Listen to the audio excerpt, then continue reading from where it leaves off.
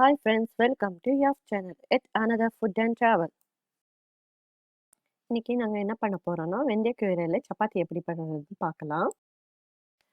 கோதுமை மாவு 1 கப், வெந்தயக்கீரை ஒரு கப், அப்புறம் எண்ணெய், தயிர் 1/2 கப்பு, தேவையான தண்ணி, மிளகாத்தூள், ஜீரகத்தூள், ஓமம், உப்பு, இஞ்சி பூண்டு பேஸ்ட் ஒரு டேபிள் ஸ்பூன், தேவையான எண்ணெய் கொஞ்சம். இப்போ 1/2 கப் மாவு போட்டுக்கிறேன். வெந்தயக்கீரை 1 கப், உப்பு,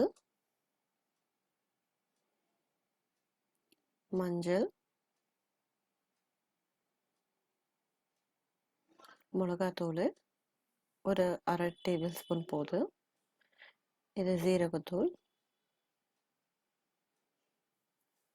ஓமம் ஒரு 1/4 டேபிள் ஸ்பூன் போதும், இஞ்சி பூண்டு பேஸ்ட் 1 டேபிள் ஸ்பூன்,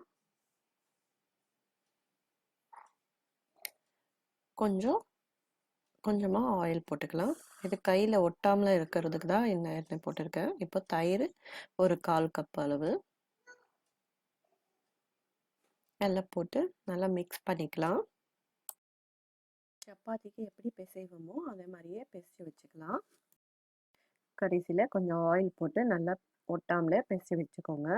இதுக்கப்புறமா ஒரு வெட் கிளாத் போட்டு மூடி ஒரு 1/2 அன் ஹவர் விட்டுடுங்க. 1/2 அன் ஹவர் ஆயிடுச்சு.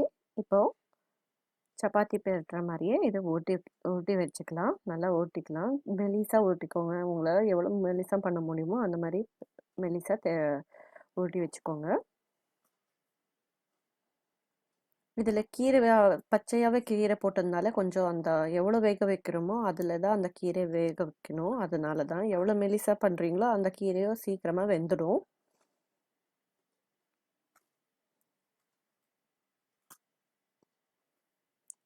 கொஞ்சம் மீடியம் ஃப்ளேம்லேயே வச்சு நீங்கள் இது நல்லா வேக வச்சுக்கோங்க சப்பாத்தியை.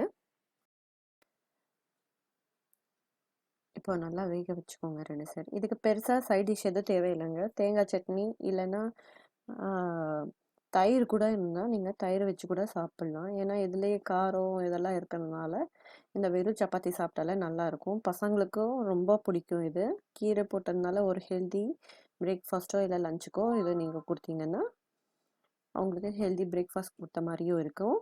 அவ்வளோதாங்க, சப்பாத்தி ரெடி ஆயிடுச்சு. இது உங்களுக்கு பிடிச்சிருந்தா லைக் பண்ணுங்கள், ஷேர் பண்ணுங்கள், சப்ஸ்கிரைப் பண்ணுங்கள். Thanks for watching. Subscribe to YAFT channel.